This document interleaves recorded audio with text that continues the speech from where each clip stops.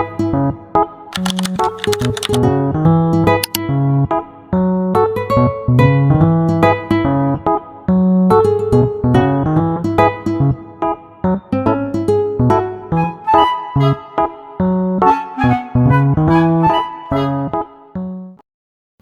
sih relasi itu?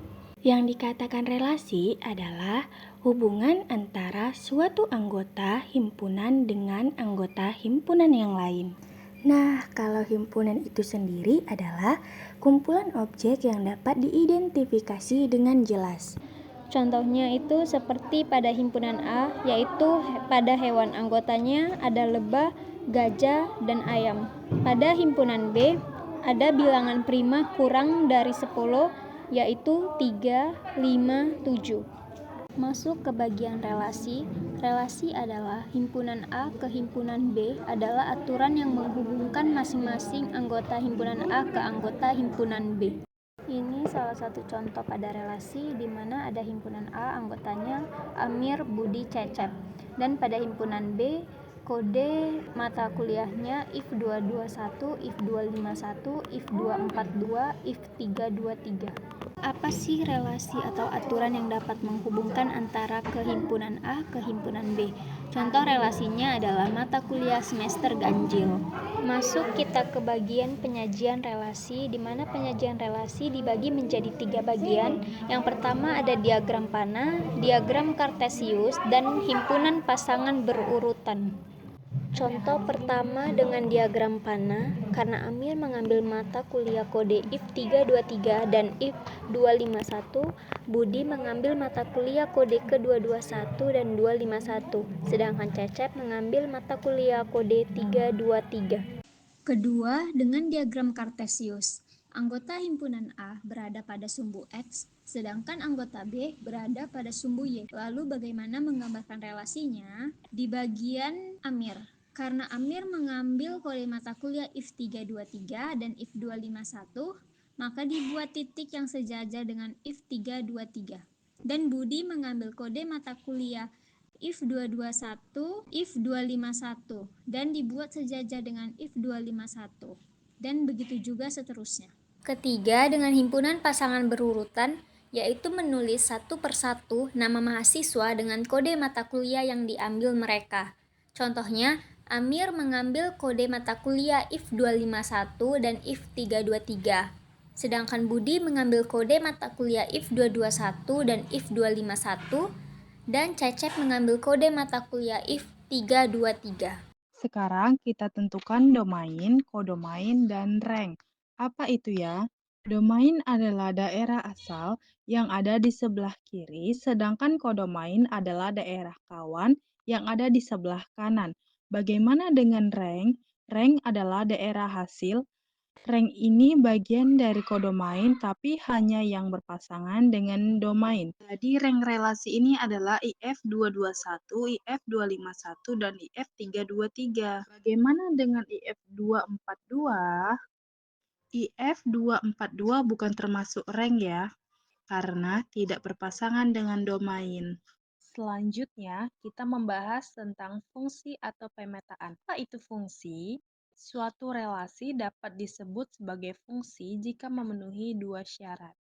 Syarat pertama, semua anggota domain mempunyai pasangan. Syarat kedua, pasangan anggota domain hanya boleh satu. Sekarang, coba perhatikan.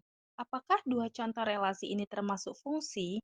Ingat ya, fokus pada anggota domain atau daerah salah yang ada di sebelah kiri. Nah, pada himpunan ini, yang bagian pertama termasuk fungsi dan yang bagian kedua tidak termasuk fungsi karena yang bagian kedua dipetakan 2 kali kepada himpunan bagian B.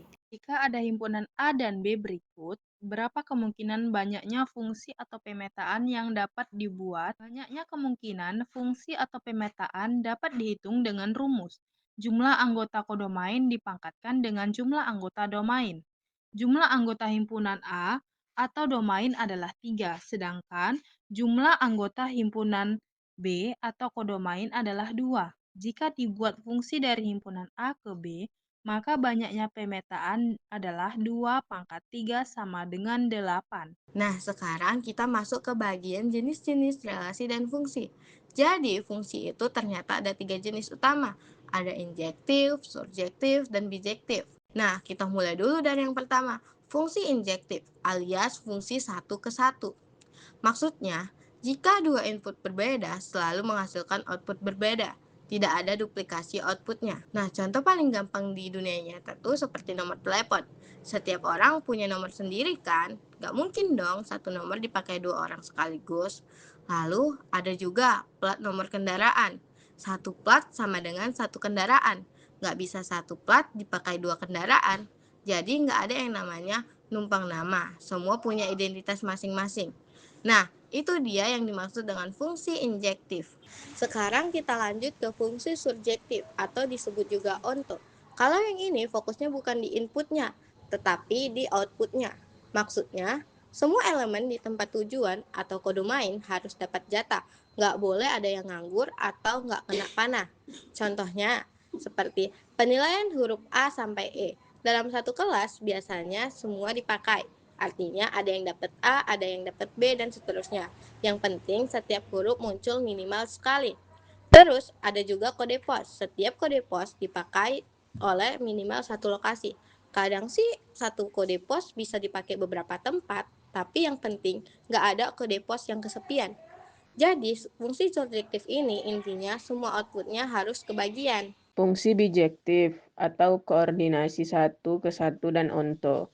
Definisi, gabungan dari injektif, surjektif, dan semua target tercapai. Contoh nyata, nomor KTP. Setiap warga punya satu nomor, dan setiap nomor hanya satu untuk satu orang. Barcode produk, satu kode unik untuk satu produk dan semua produk tercakup. Enkripsi dan deskripsi bijektif. Penting agar pesan bisa dikembalikan ke bentuk asli tanpa kehilangan. Pentingnya injektif, surjektif, dan bijektif yaitu yang pertama, injektif, mencegah duplikasi penting untuk diidentifikasi unik atau telepon dan plat. Surjektif, menjamin semua target tercover penilaian nilai area pos. Bijektif, menjamin korespondensi lengkap satu ke satu krokial untuk enskripsi, konversi data, dan sistem pengkodean. Fungsi juga dapat disajikan dengan notasi fungsi dan rumus fungsi. Contoh notasi fungsi adalah fungsi f memetakan x ke 3x. Tapi penyajian fungsi yang lebih sering dipakai adalah rumus fungsi. Dari notasi fungsi tadi dapat ditulis rumus fungsinya menjadi fx sama dengan 3x. Nilai yang menggantikan x pada suatu rumus fungsi merupakan anggota domain.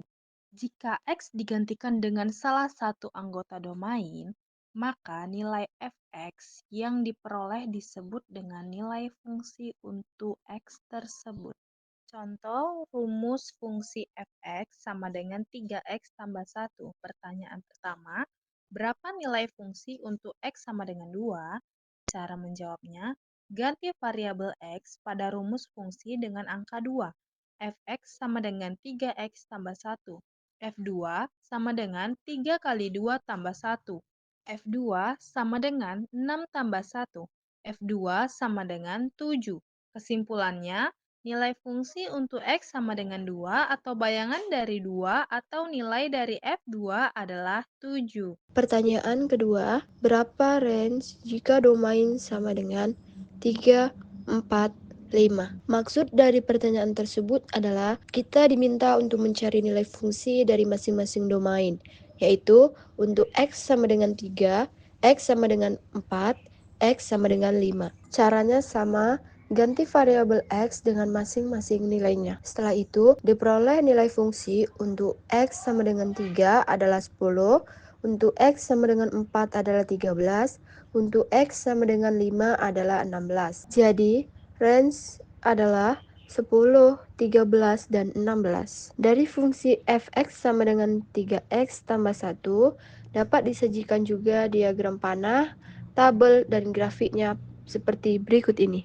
Lanjut ke pertanyaan ketiga, jika fx sama dengan min 2, berapa nilai dari x? Cara menjawabnya adalah ganti fx dengan min 2. Fx sama dengan 3x plus 1, min 2 sama dengan 3x plus 1, min 2 dikurang 1 sama dengan 3x, min 3 sama dengan 3x, min 1 sama dengan x.